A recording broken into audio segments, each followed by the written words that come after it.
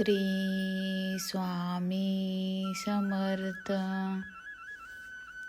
अक्कलकोटच्या शांत परिसरात पावसाच्या थेंबांनी धुळीचा सुवास आणत होता.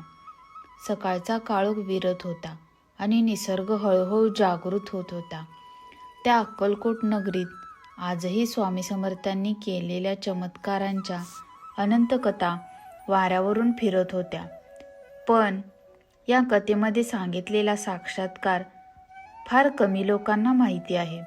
कारण ही कथा एका अशा भक्ताची आहे ज्याच्या आयुष्याचा प्रत्येक श्वास, प्रत्येक दुःख आणि प्रत्येक आनंद फक्त स्वामी समर्थांच्या चरणीच अर्पण झालेला होता.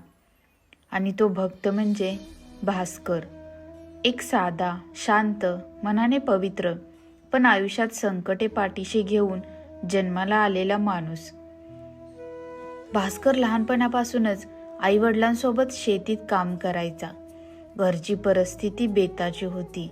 सकाळपासून संध्याकाळपर्यंत अंगावर कोसळणारा उन्हाचा तडाखा, हातावर उठलेली घट्टे आणि रात्रीच्या शांततेत अंगभर पसरलेली थकवा याच त्याच्या आयुष्याची दिनचर्या होती. पण त्याच्या मनात एक शक्ती होती, भक्तीची.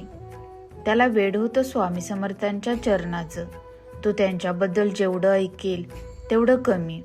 पण त्याचा साक्षात्काराचा प्रवास मात्र अजूनही सुरू झाला नव्हता. एके दिवशी गावात अफवा पसरली की अक्कलकोटमध्ये आज स्वामी समर्थ दर्शन देतील. भास्करचे हृदय धडधडू लागले. भाजीपाला सुद्धा विकला नव्हता. घरी दाण्याचा तांदूळही कमी होता. पण तरीही त्याने आईला सांगितले, आई, मी जाणार. माझ्या स्वामींना एकदा पाहिलं की आयुष्य सार्थक होईल. आईने त्याच्या डोक्यावर हात फिरवला. जा रे बाळा, त्यांच्यावर विश्वास ठेव. तेच तुझे खरे बाप आहेत. ते तुला कधीच रिकाम्या हाताने परत पाठवणार नाहीत. अशा आशीर्वादाने तो सायकलवर बसून अक्कलकोटचा रस्ता धरतो. तुम्ही जर ही कथा मन लावून ऐकत असाल तर कृपया चॅनल सबस्क्राईब करून बेल दाबून ठेवा.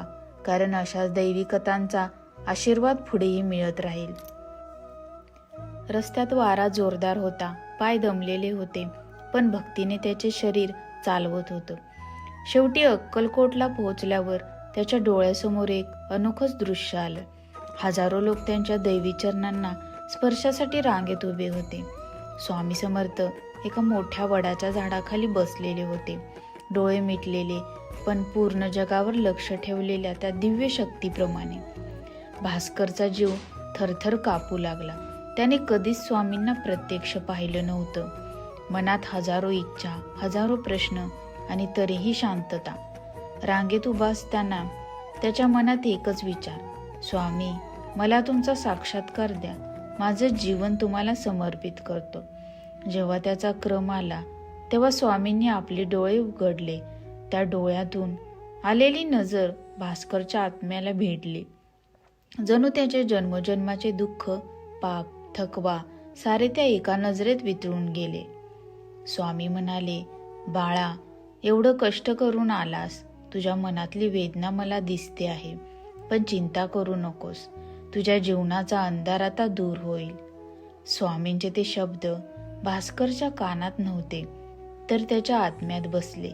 त्या क्षणी त्याला जाणवलं, आज मी जन्मलो. दर्शन घेऊन गेल्यानंतर त्याला वाटलं की त्याचे संकट आता कमी होतील. पण भक्तांच्या आयुष्यात संकटे आधी वाढतात, मगच देव मदत करतो. भास्करच्या आयुष्यातही तसंच झालं. घरी येताच त्याला समजलं की वडील आजारी पडले.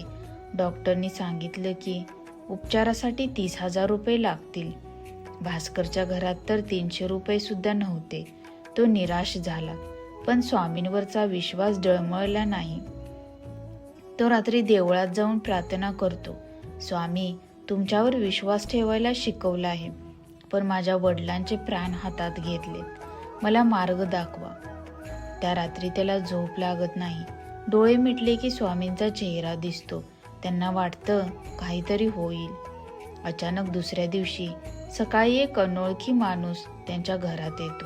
तो म्हणतो, मी तुमच्या वडिलांना मदत करायला आलो आहे. कोणीतरी माझ्या स्वप्नात सांगितलं की इथे मदत करायची आहे.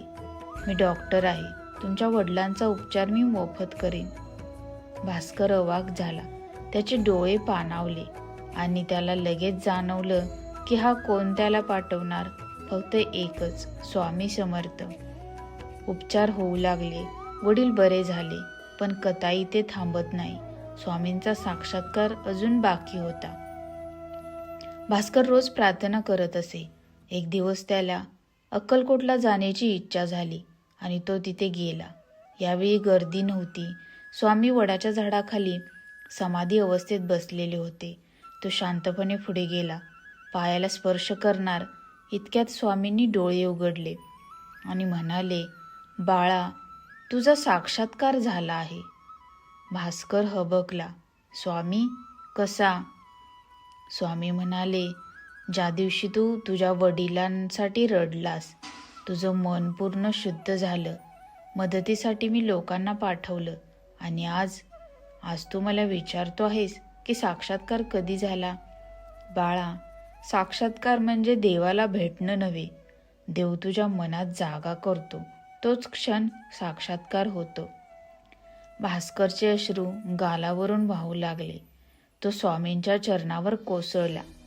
त्या क्षणी स्वामींनी त्याच्या डोक्यावर हात ठेवत म्हणाले, आता तुझ्या जीवनात सुख सुरू होणार आहे.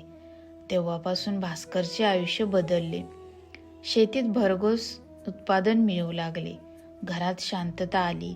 वडील पूर्ण बरे झाले आणि सर्वात महत्त्वाचं म्हणजे त्याच्या मनात कायमस्वरूपी स्वामी समर्थ बसले.